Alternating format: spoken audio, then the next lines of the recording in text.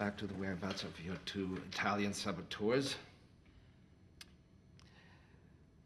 As of this moment, both Omar and Donowitz should be sitting in the very seats we left them in. 0023 and 0024, if my memory serves. Explosives still around their ankle, still ready to explode, and your mission, some would call it terrorist plot, as of this moment, is still a go. That's a pretty exciting story. What's next? Lies on ice? However, all I have to do is pick up this phone right here, inform the cinema, and your plan's kaput. If they're still here. And if they're still alive. And that's one big if. There ain't no way you're gonna take them boys out setting off them bombs. I have no doubt. And yes, some Germans will die, and yes, it will ruin the evening, and yes, Goebbels will be very, very, very mad at you for what you've done to his big night. But you won't get Hitler, you won't get Goebbels, you won't get Goering, and you won't get Bormann. And you need all four to end the war. But if I don't pick up this phone right here, you may very well get all four.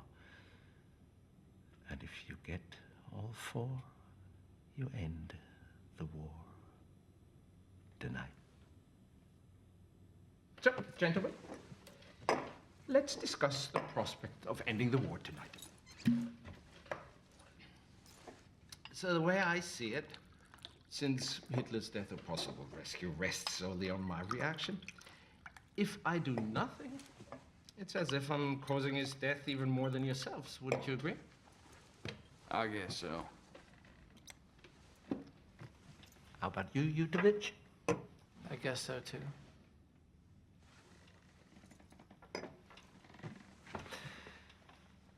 Gentlemen, I have no intention of killing Hitler and killing Goebbels and killing Goering and killing Bormann, not to mention winning the war single-handedly for the Allies, only later to find myself standing before a Jewish tribunal. If you want to win the war tonight, we have to make a deal. What kind of deal? The kind you wouldn't have the authority to make.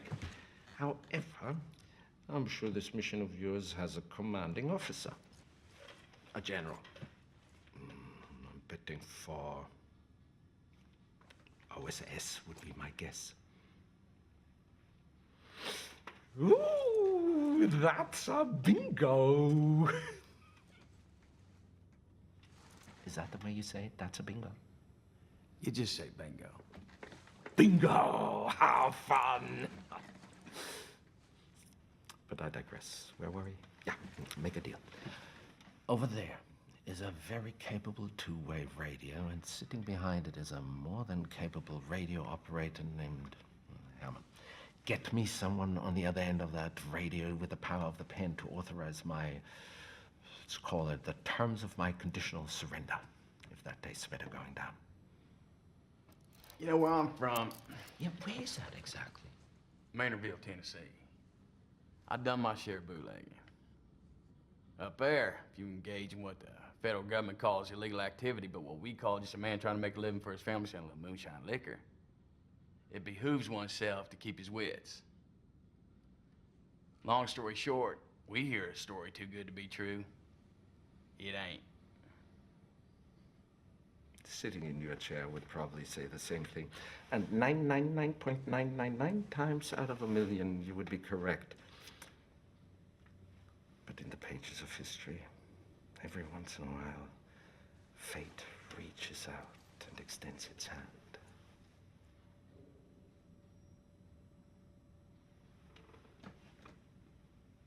What shall the history books read?